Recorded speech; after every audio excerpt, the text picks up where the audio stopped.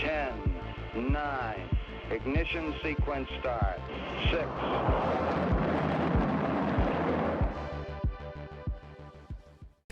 Hello and welcome to Rocket Fuel, your daily update of everything that's happening in the Rocket Pool community. My name is Wack. Today is October 2nd. Yeah, we're going to get started with this blog post from Vitalik.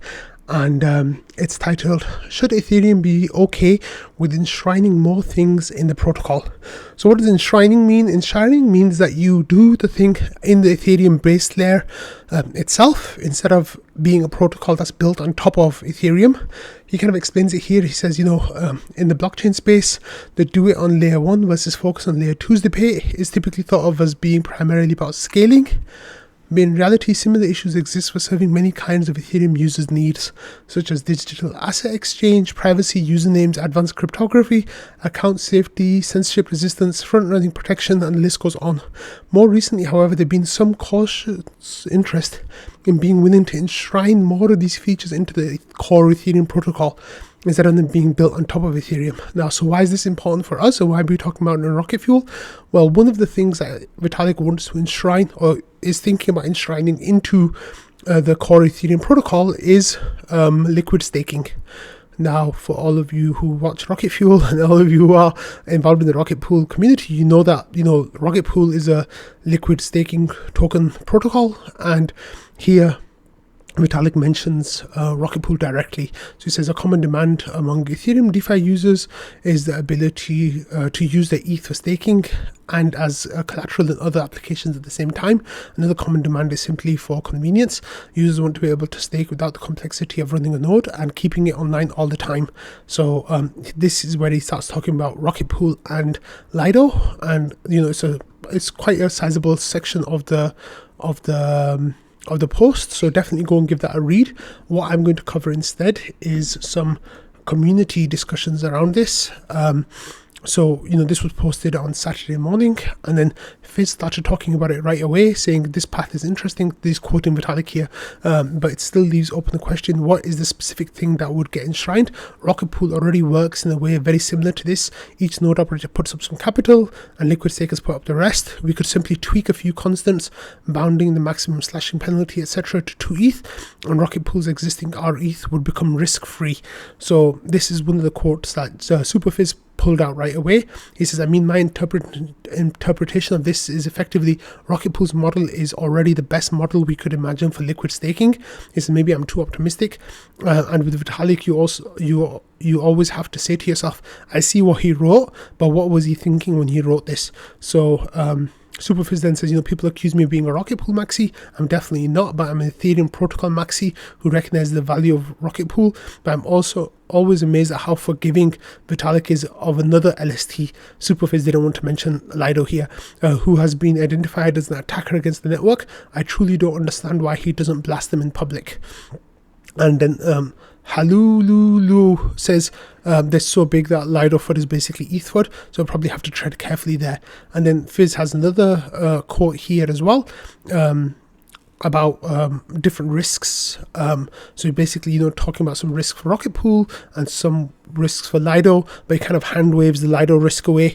And then Fizz says, this paragraph is what gets me. Probably going to say this in private channels too. He identifies the risk of Rocket Pool and then the risks of the other protocol, but then goes on to excuse the risks of the other protocol, even though they're not really excusable. Anyway, there was a lot of discussion going on in trading about this whole process, so definitely go and check out Vitalik's blog post and the stuff that was talked about in trading. But the main thing that I wanted to cover was this Jasper's tweet thread that he had, where he talked about the blog post and how it related to Rocket Pool. He says, I believe Vitalik Buterin just gave Rocket Pool a massive vote of confidence in his latest article. Should Ethereum be okay with enshrining more things in the protocol? He touches on ZK AVM, account abstraction, PBS, and liquid staking. Let's talk about what he says. Jasper says the beginning of the article establishes many different concepts that people have argued for enshrinement within Ethereum. Fittingly, this necessitates a discussion on the philosophy of protocol minimalization. Ethereum manages to have experimentation at different levels.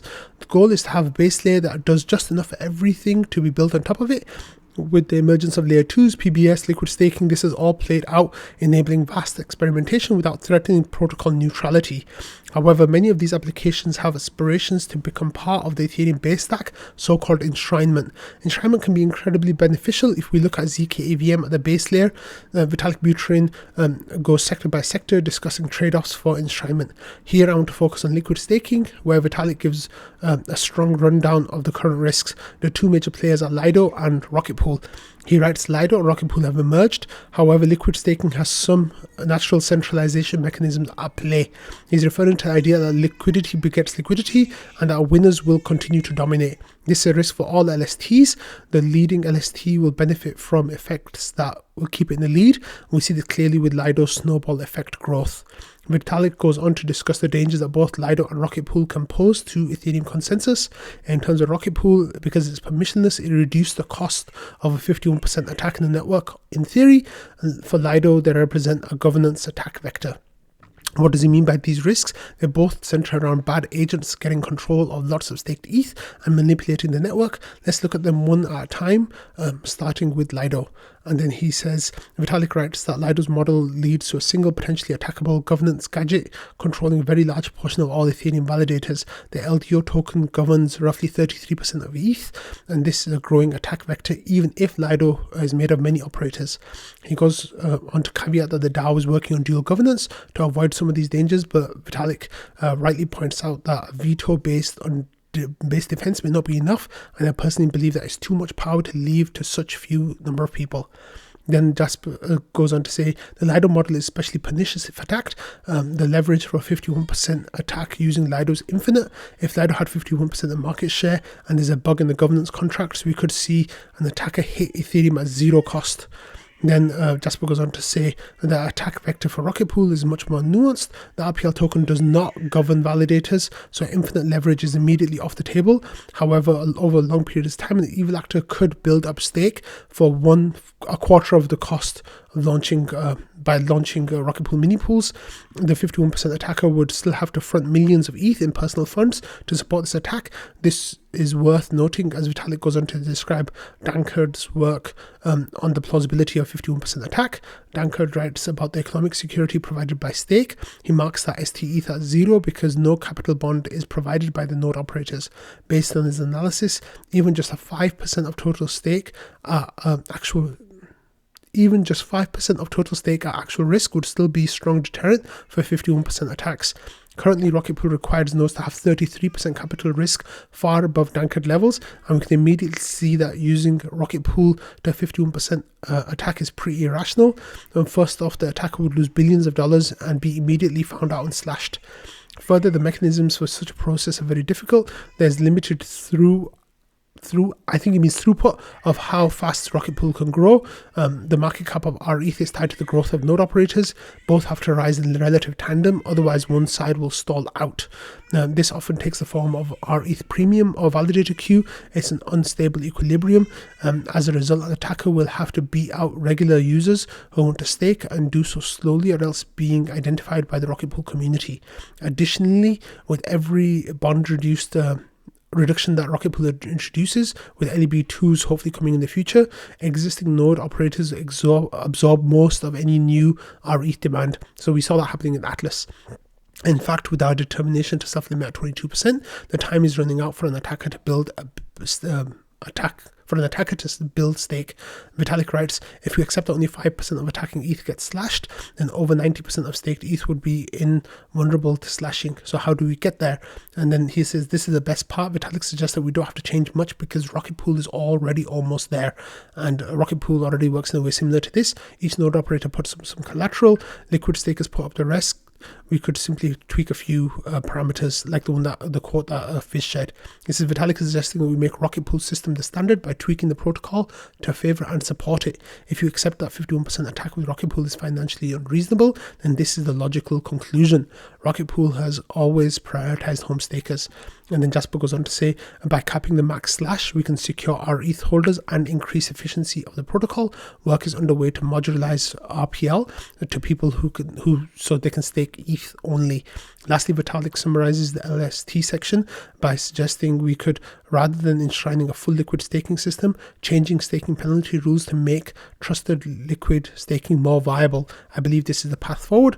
Our ETH is the decentralized LST for Ethereum. And he says, I encourage everyone to read his entire essay to get the information about how Rocket Pool has defended permissionlessness and decentralized values from the beginning. Glad to see Vitalik Buterin is recognizing that. So this was a really nice tweet thread by Jasper, who kind of summarized everything that Vitalik was saying with his own biases and spin, of course. But I think this was a really nice thread. So I was really happy to read all of that out for you all. Okay, next we have a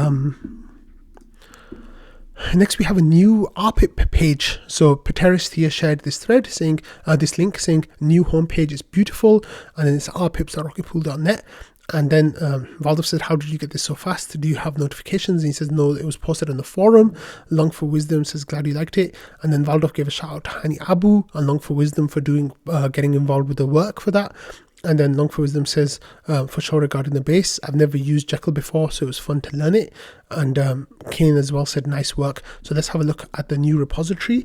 So this will be part of the new Rocket Pool website's homepage, rpips.rocketpool.net.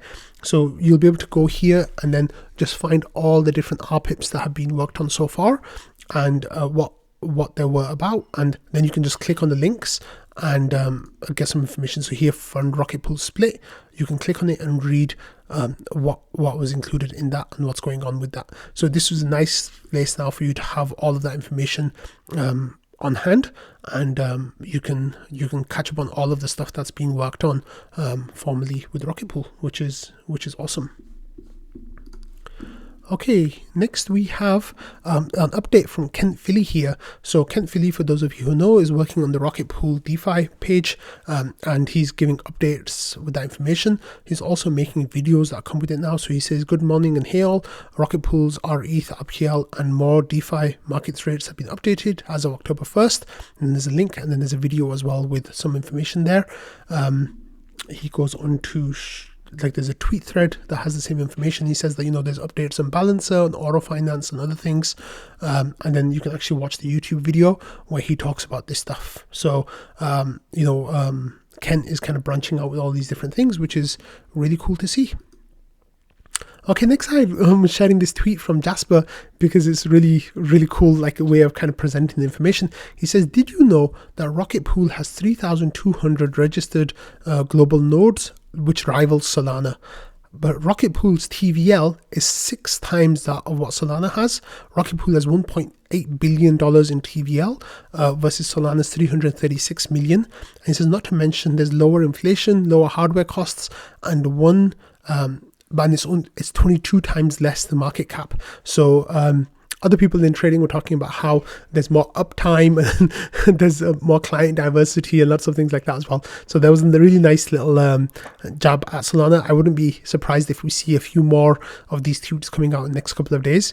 It's fascinating that, Rocket Pool is so much ahead by certain metrics, but the market cap is way, way lower. Of course, Solana being a layer 1 has its own implied value additions into that. Okay, next we have this thing from Superfizz where to provide some context, there's some discussion going around with ENS and their treasury and what they should be doing with their ETH that they have. So Fizz is saying, I'm urging fellow ENS delegates to choose treasury endowments that benefit the Ethereum network rather than harming it. Please make some noise with me.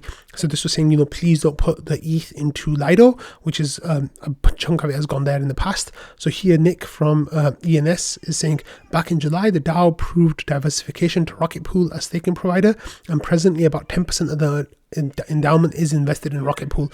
I'd enthusiastically support a proposal to require Karpathy to move more funds from Lido to Rocket Pool. Sandbagging this proposal instead doesn't seem like a productive way forward to me. So I like this idea that, there's people in the ENS community who want more of their ETH to go towards Rocket Pool instead of going to Lido. Okay, next I had this tweet thread from Matt, which is kind of different from like Rocket Pool stuff. It's about Ethereum. So he says lots of excitement and media coverage about Ethereum futures today, but so far very little coverage of Ethereum itself. I think ETH is one of the most compelling investment opportunities in the world, and here are 5 reasons why. So he says reason number 1, Ethereum is targeting the largest investment opportunity in crypto, bigger than Bitcoin. Reason number 2, Ethereum's value is driven by cash flows. This is different from other crypto assets. Number 3, Ethereum has the most applications and developers in crypto. Number 4, Ethereum is already being used as a platform by big companies. And number 5, Ethereum is likely to be the home of real world assets in the crypto ecosystem. If you're excited about tokenization, you should be excited about Ethereum. So, go and give the thread a read to get more information out there. But I thought it was a nice bit to cover, just to tell you all that, even though things might be looking bleak, they actually are pretty amazing right now. And that's why I am so bullish. Okay, finally, we're going to end the episode today. Of course, it's the first episode of October, so we are going to go through the September raffle. So here, Cheers provided the information with all the people who are getting submissions and tickets this month. So, people like Sneaky had 20, Jasper had 16, Vale had 16 submissions, Shifrin had 12, and others as well. So what I do then is I go to this page over here, which is... and anyone can see this. So these are tickets for September. So I just copy and paste all this information. So I got the information right here. I copy and I take it to random.org with lists, and I paste the list right here. So there's Sneaky and Jasper and Vale and Shifrin and wait, what is this here? Maybe I can clean up the list a little bit. Wait.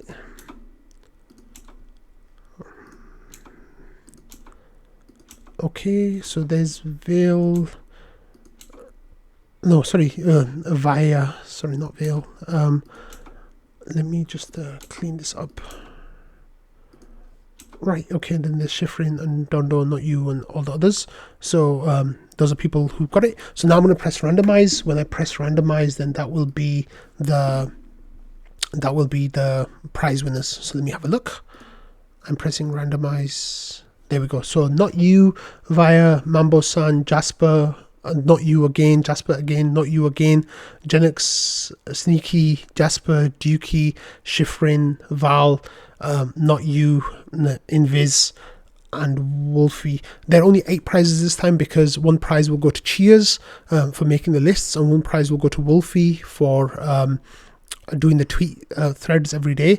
So I think this is where the prizes finish.